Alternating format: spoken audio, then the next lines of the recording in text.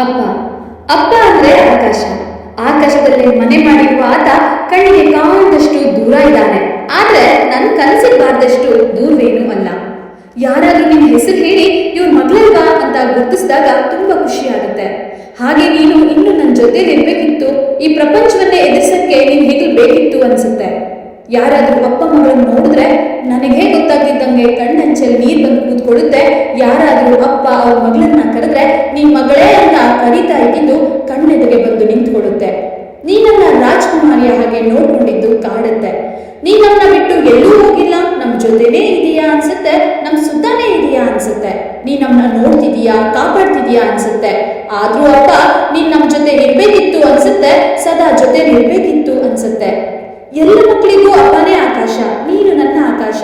ನೀನು ಯಾವಾಗಲೂ ನನ್ನ ಜೊತೆಲೇ ಇರ್ತೀಯ, ಸದಾ ನನ್ನ ಕನಸುಗಳಲ್ಲಿ, ಸದಾ ನನ್ನ ನೆನಪುಗಳಲ್ಲಿ, ಸದಾ ನನ್ನ ಮನಸ್ಸಿನ ಅಂತರಾಳದಲ್ಲಿ ಸದಾ ಇರ್ತೀಯ. ಆದ್ರೂ ಅಪ್ಪ ನೀನು ಜೊತೆಲಿ ಇರ್ಬೇಕಿತ್ತು ಅನ್ಸುತ್ತೆ. ನಿಮ್ ಎದುರಿಗೆ ನಾನು ಹೊರಗೆ ಇಡೀ ಜಗತ್ತನ್ನೇ ನೋಡ್ಬೇಕಿತ್ತು ಅನ್ಸುತ್ತೆ.